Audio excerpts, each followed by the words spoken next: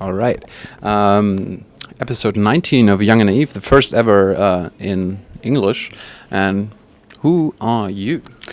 My name is Noah Barkin. I'm a reporter with Reuters. I run the Germany, Austria, and Switzerland region for Reuters, so the German-speaking world. What's Reuters?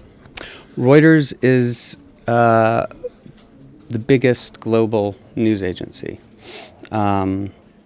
We write about, we're pretty much everywhere. We write about politics, economics, financial issues.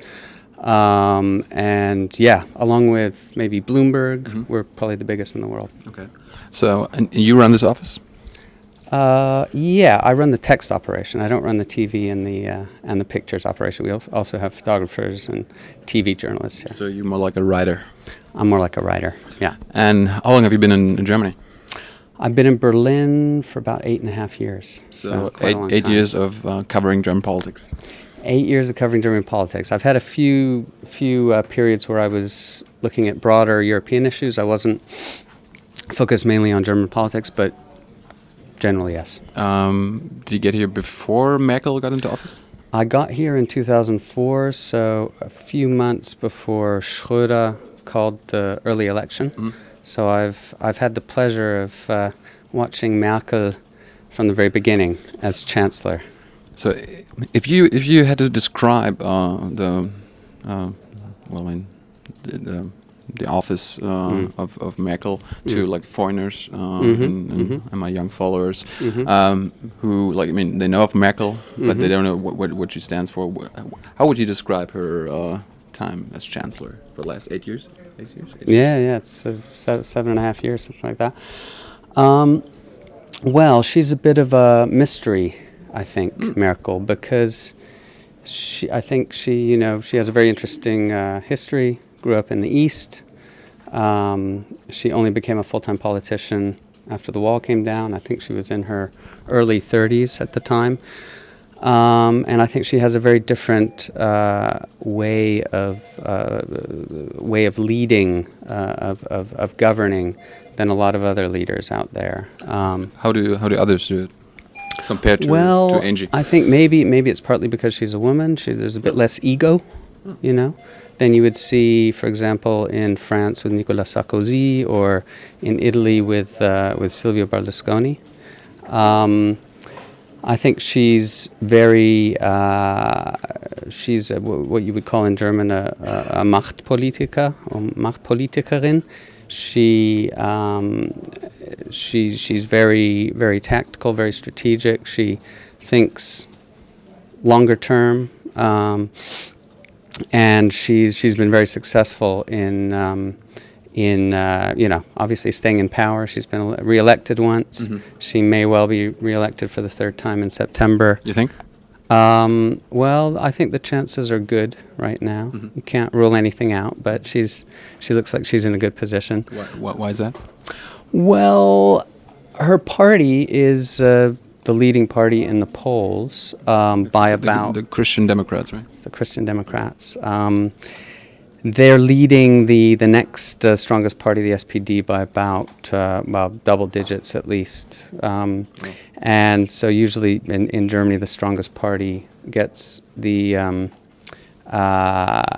asked to form the government. So she may not have a majority with her current partner, the FDP, but then she may very well try to form a coalition with someone else. And I think what's interesting about Merkel is she's not very ideological. She's willing to sort of shift positions quite easily to gain political advantage. So you're saying she lacks ideals? No, I wouldn't say she lacks ideals. I think she has certain values, but she's not one of these. Like which values?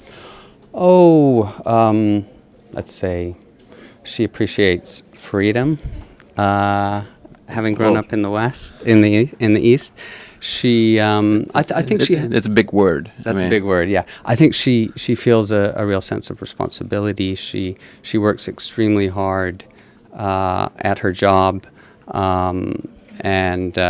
She has certain values, but I think if you look at her from a purely... Most politicians, they have their views and they stick by them no matter what. Well, not all of them, but some of them.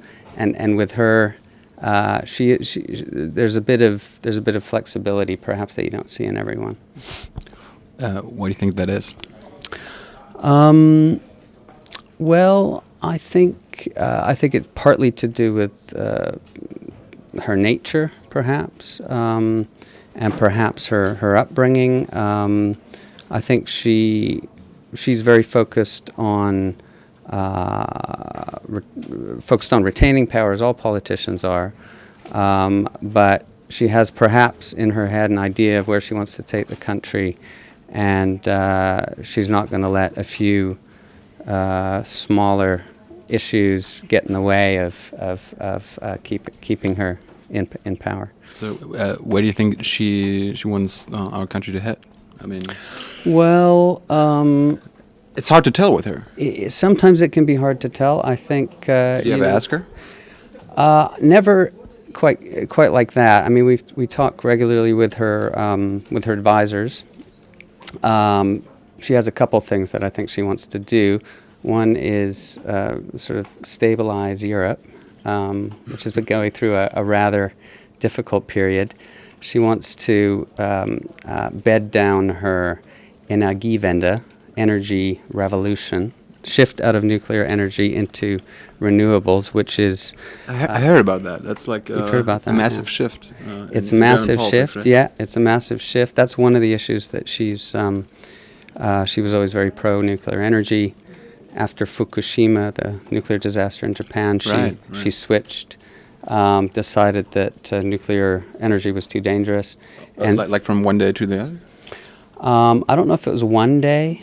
Or two? Might have been a week. Oh. It took her a while, naturally, to sort of prepare the groundwork, but it happened fairly quickly after the Fukushima disaster. That's a good example. I mean, there are other world leaders who didn't do that. I mean, No. France still has their nuclear. France is Britain, very committed to America. nuclear energy. That's right. Yeah. How come Merkel did it and not other leaders? Well, probably only Merkel can answer that, but I could make a guess. Please guess. One reason is that I think she saw the tide in Germany shifting. Germany is there's always been a strong anti-nuclear lobby in Germany. The Greens sort of emerged in the 70s and 80s, in part because of their opposition to nuclear energy, and so I think she saw the ground shifting in Germany, especially after this disaster, and she thought, well, maybe politically it makes some sense to shift a little. She says that the Fukushima disaster completely changed her view on the safety of nuclear energy. So maybe there's some of that is true as well. I don't know. Maybe. Maybe. I mean, she is a scientist. She is a scientist. She's a physicist. So she has perhaps special insight into these things that we don't have as ordinary journalists. Do you think it's kind of curious that she's the leader of a Christian party and also a scientist? I've never really thought about that. She doesn't talk about her religion very much. Politicians, for example, in the United States, like to talk about it. It's something that they feel they need to talk about in order to connect with the voters. Mm-hmm. But I think in Germany, it's perhaps a bit of a double-edged sword. If you talk too much about it, then it can boomerang on you. Mm-hmm. So her father was a Protestant pastor, Lutheran pastor, but she doesn't really talk about her religion that much. Well, I don't know if there's a. I think you can be a scientist and still religious at the same time. I think so. Maybe. And earlier you said she might lose her partner, like a coalition partner, FDP, for administration. How does that work?